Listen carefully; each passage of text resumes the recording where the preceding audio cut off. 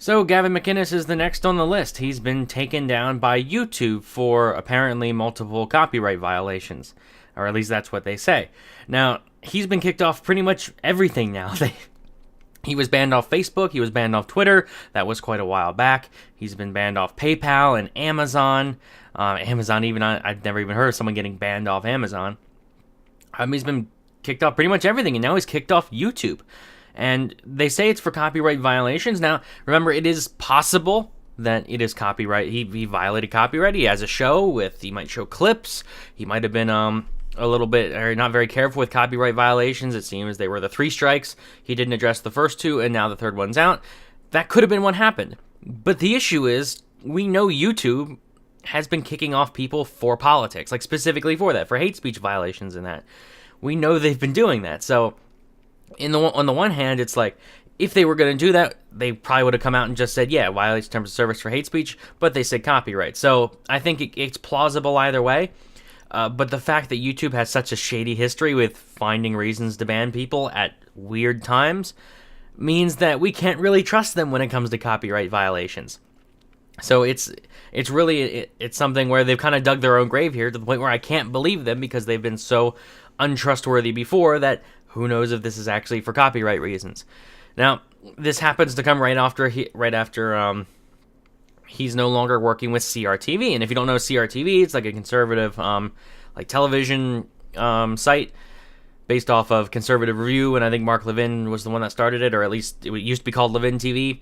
He was on there, and it recently merged with The Blaze. Now, I have tried very hard to find out who's actually in control, and even though it's called The BlazeTV now still, it seems like they just kind of picked that name because it was the best one. And I really don't know if Glenn Beck was the one that pulled the strings to get Gavin out. I honestly don't know, because it seems like he's not buying CRTV. He is not controlling CRTV.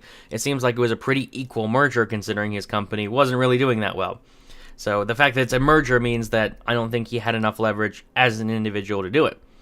However, the fact remains, like, he did get kicked off of there, and they didn't kick him off before when he was on CRTV. They gladly hosted him.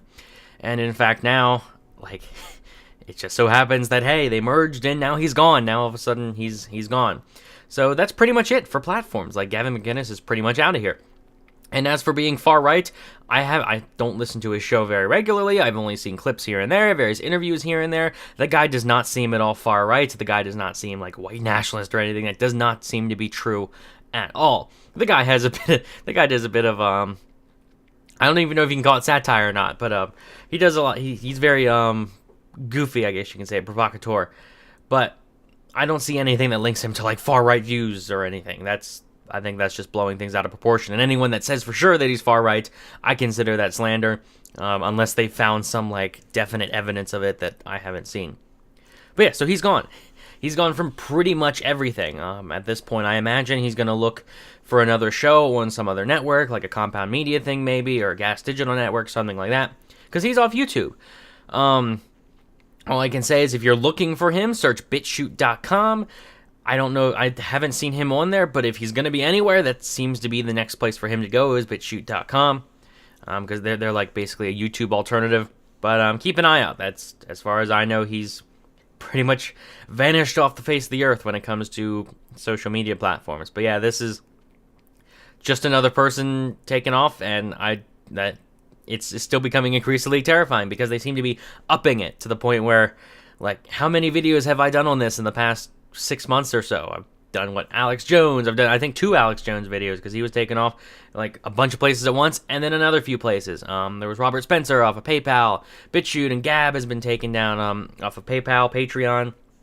There's the recent thing with Milo and Sargon and James also have taken off of Patreon. And again, I am still maintaining of the opinion that if the company has no ties to government at all, they're not getting any government subsidies, they're not getting anything like that, I still maintain that they have every right to ban them, but obviously that doesn't make it right. Like, I find it odd that I can criticize a company for doing something that I think is awful and terrible, and that doesn't mean I think they should be strong-armed into stopping. That doesn't mean I endorse people forcing them to do that. But again, it comes down to how exactly that company operates. Again, if they're taking government subsidies, if they're using any kind of like rent-seeking behavior, taking any benefits from the government or linked with the government in any way that has boosted their company, then yeah, I think that's a conflict of interest there, and they should be held to a much higher standard and shouldn't be allowed to just start banning people. But that's something that I've seen so many people saying, oh, it is this big companies like Facebook, they're influenced by the government here, but they're still private. Like, that's not the discussion for now. More, I'm just saying, hey, they got banned. Gavin McInnes got banned, and he's just one in a long line. And this is, if you're not concerned yet, you might start being concerned. Because remember, Gavin McInnes is not a white nationalist. He's not far right, but he was painted that way. So again, how long does it take for them to start going after regular people? Because remember that it seems to me that the most anti-racist people out there, like the people that are genuinely, completely anti-racist, tend to be centrist or center-right, and they're accused of being far-right. It seems like the biggest enemies of the alt-right at the moment are being called alt-right. So it's like, if you're concerned about the rising like anti-Semitism and white nationalism and that, this is of concern to you, because not only are they banning the people and pushing them, not only are they banning actual far-right people and pushing them underground, which, again, as long as they're not calling for violence, I think is wrong.